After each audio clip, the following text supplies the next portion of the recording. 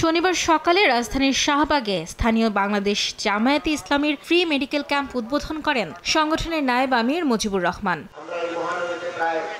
PR পদ্ধতিতে vote হলে নির্বাচনে কালো টাকা ও পেশিশক্তির দৌরাত্ম্য কমে যাবে বলে মন্তব্য করেন মুজিবুর রহমান। জনগণের ভোটের সঠিক মূল্যায়নে পিআর পদ্ধতির বিকল্প নেই জানিয়ে জামায়াতের শীর্ষ পর্যায়ের এই নেতা বলছেন, সকল ইসলামী দল ঐক্যবদ্ধ হয়ে নামবে ভোট যুদ্ধে।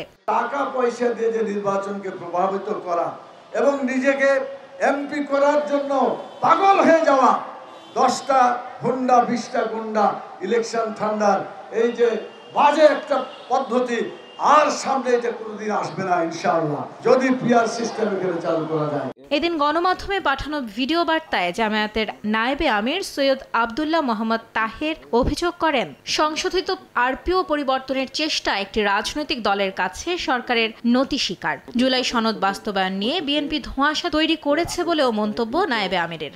আরপিওকে পুনরায় সংশোধন করা একটি দলের অন্যায় অযৌক্তিক আবদারের কাছে নথি স্বীকার করার শামিল বলেই আমরা মনে করি।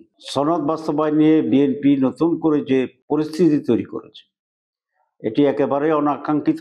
নির্বাচনের ঠিক আগে হঠাৎ এরকম রাজনৈতিক অনিশ্চয়তা উত্তাপ তৈরি করা ফেব্রুয়ারি নির্বাচন অনুষ্ঠানের প্রক্রিয়াকে বাধাগ্রস্ত করছে। রাষ্ট্র সংস্কার ও বিচার নিয়ে সরকারের ধীর গতির সমালোচনা করেন জামায়াতের নীতি নির্ধারণী পর্যায়ের এই নেতা। আমরা আশা করি উনি দৃঢ় ভূমিকা পালন করবেন।